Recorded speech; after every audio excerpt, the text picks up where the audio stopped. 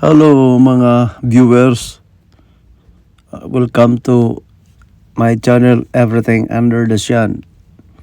This time meron tayong ditong pang manual machining na tools para sa paggawa ng mga threads sa mga nuts and bolt natin. Kung hindi nyo makita ang sizes ng inyong mga kailangan sa inyong mga makinaryas o saan nyo man gagamitin, ay pwede kayong gumawa manually sa sarili ninyong preference. Kasi may mga naman ito,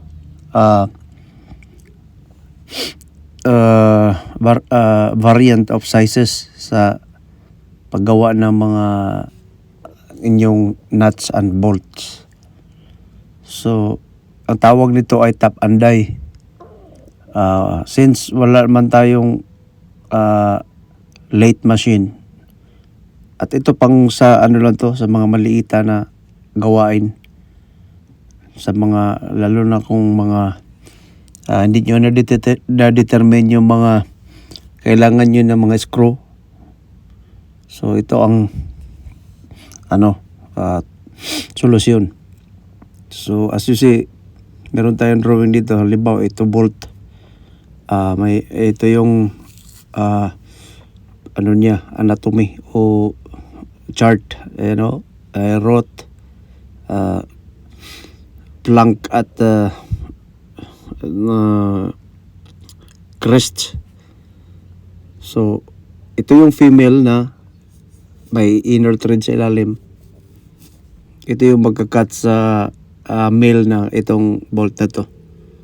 So may mga distansya yan, yung halimbawa M10, M8, yung mga sizes or length. Pero yung sa mga yung sa thread na merong mga pitches yan, mga yung distansya o gaano siya kalayo, kasikip, at mga angles pa yan. May mga angles yan. So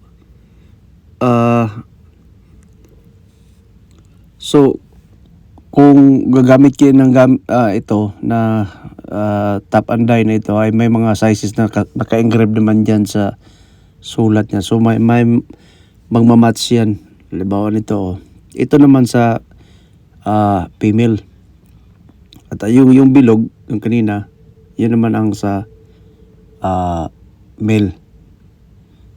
Halimbawa ito halo, meron kang halong cylindrical na sa surface dyan wala pang thread. So dyan wala pa siyang thread. So ang gagawin ay gagamitan natin itong male na pang top. Yan, so kasi yung gilid niya yun ang magka-cut doon sa ilalim sa inner surface na wala pang threads.